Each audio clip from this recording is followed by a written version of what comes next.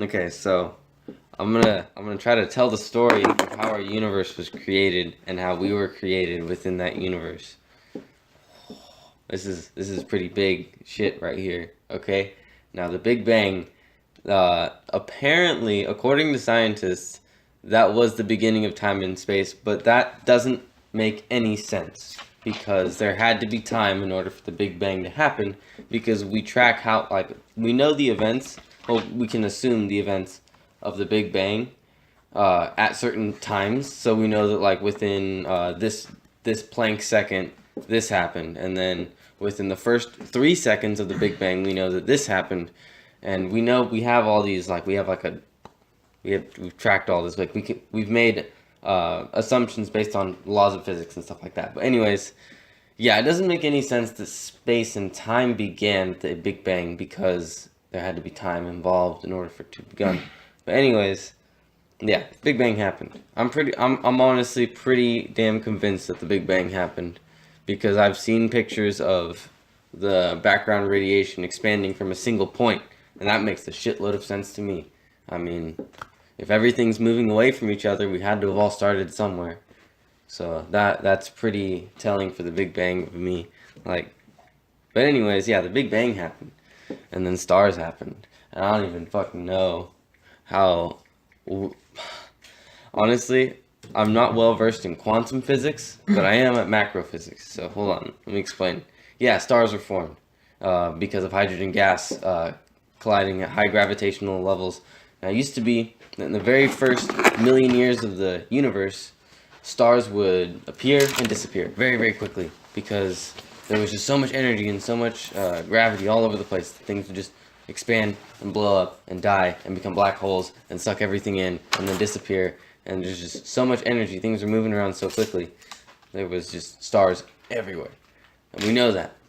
And now out of those stars made a shitload of gas and it just spread all around the universe. And it created a nebula for our star. And that nebula created planets and stars. And then the planets and stars, like, the planets and stars were formed from the, formed from nebulae, and there's just all kinds of stuff in those nebulas. Now, those nebulas are literally filled with every element in the entire universe. Like, everything comes from those nebula. Everything. Heavy metals tend to come from supernova gas, because they're the only times where those uh, actual elements can form in physics at all, is during like events like a supernova. But yeah, dude, heavy elements, everything you see, all the iron, all of the hydrogen gas and oxygen came from one place, and it was just a big mess of gas. It's called a nebula. And that's beautiful, I think, because we're all made out of the same stuff, but we have no idea where all this stuff comes from. Like, well, we kind of do. I think, but well, as long as we keep researching quantum physics, that I'll stay happy. I'll be a happy person. But anyways, the Earth was formed out of a bunch of different crap. Like, oh man, so many minerals, so many heavier elements binding together to form a very large mass of dirt and water, specifically hydrogen and oxygen binding together to form water, and it gravitated onto the surface of our planet as steam. It didn't come as water. There actually was no water on the surface of the Earth when it was formed. We just had steam, and we had an atmosphere because our planet had a large enough gravitational pull to keep the water within its atmosphere. Mars also had water. Venus also had water. A lot of these planets have water because not water was everywhere. It was in a nebula, and so Mars lost all of its water. Venus turned all of its water into hydrochloric acid, and now it's fucking crazy over there. Everything is acid rain and just storms. It's a good example of what will happen when global warming finally kicks in and destroys all of you puny human beings.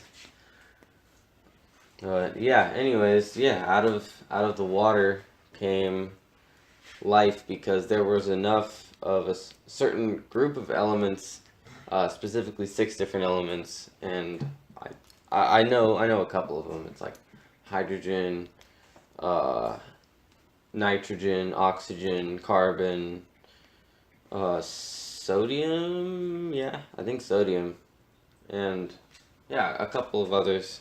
Uh, phosphate being another. Yeah, a couple of certain elements were all bunched up together, and the first somehow, I don't know how it happened, but the first microorganism was formed.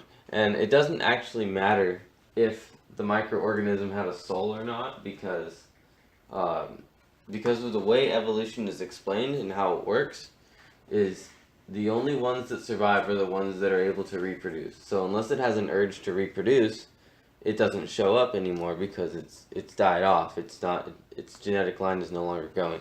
If you're not averse to dying, you don't reproduce, and that's why our genetic information, we're adverse to dying. So if we see a car coming, we instantly jump out of the way. Or if we see someone trying to hit us in the face, we duck and cover, or we like flinch. Flinching is a very natural instinct to being averse to dying. It's pretty obvious why we flinch, and it's because it's something that we've evolved over time to help us survive. Anyways, yeah. So everything, the only reason that anything is alive on Earth is because it had a drive to survive. So we know that began at some point 4.5 billion years ago, and that is what the drive to life is. Like, you could say, oh, it's the soul, but it's not really the soul. It's just the drive to life that grew naturally out of evolution. Now, how it formed is pretty weird, but it is explainable. A lot of people, they say, oh, scientists, they don't have an explanation for this. Yeah, well, it's pretty obvious what happened. First of all, you had to have enough heat within the area that enzymes would not be necessary to perform the tasks of, you could breaking down things for energy. Because sugar actually wasn't a thing until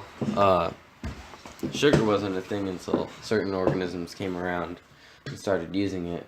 We use sugar all the time, but most of these microorganisms, there weren't molecules complex enough to have sugar like in a ready access. So it's obvious that sugar was not the main nutrient for these microorganisms, these primordial microorganisms. But they were breaking something down, and they were staying with just enough energy within them that they could move around. And that's the beginning of the soul, honestly. That primordial life that at some point, like, there was a time when a certain microorganism had a drive to stay alive. And that was the beginning of souls. And now now we're here, man. Like, the story of evolution is even longer than the story of the universe.